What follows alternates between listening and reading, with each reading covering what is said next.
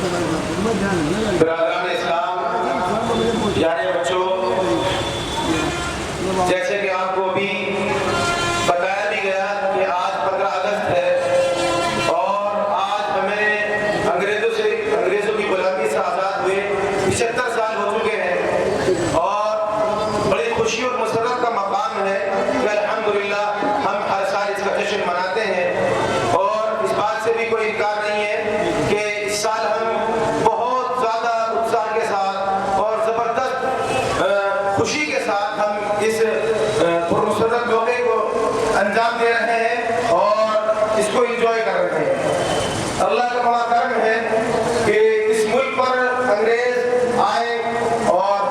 انہوں نے اپنے کاروبار کرنے کے لیے، تجارت کرنے کی غرض سے وہ اس ملک میں ہمارے آئے اور الحمدللہ ہمارا ملک یہ بہت پیارا ملک سب کا استقبال ہمیشہ کرتا رہا ہے شروع سے۔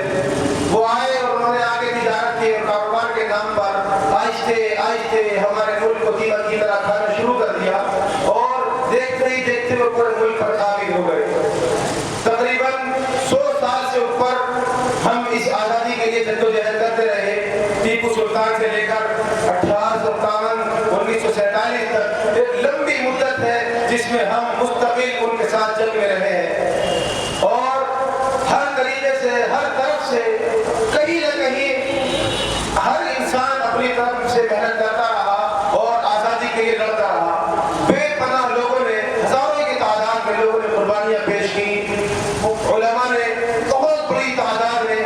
باقاعدہ پیڑوں پر لٹکا کر ان کو پھانسی دے دی گئی۔ اس طریقے سے ایک لمبی فہرست ہے،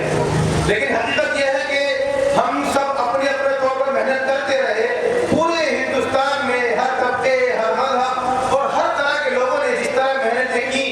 سب کی محنتوں سے مل کر ہمیں آزادی ملی۔ یہ میں بات بار بار اس لیے کہہ رہا ہوں کہ آج ہمیں اس بات کی ضرورت ہے کہ یہ ملک ہمارا کسی بھی ایک مذہب سے آزاد نہیں ہوا، کسی بھی ایک فرقے سے آزاد نہیں ہوا، کسی بھی ایک سمودائے کی بدولت آزاد نہیں ہوا ہے۔ کسی بھی ایک مجاہد آزادی کا نام لے کر ہم یہ نہیں کہہ سکتے کہ صرف اس کی محنت ہے، بلکہ ہماری آزادی کی محنت میں سب لوگوں کا ہاتھ ہے۔ جہاں بیگم حضرت محل رانی لکشمی بائی ہے، وہیں مہاتما گاندھی کا بڑا کردار ہے، سردار ولبھ بھائی پٹیل ہے تو مولانا ابوالکلام آزاد بھی ہے، مولانا احمد سعید دہلوی بھی ہے، اسی طریقے سے اماں صاحبہ آبادی بیگم بھی ہے اور سبھاش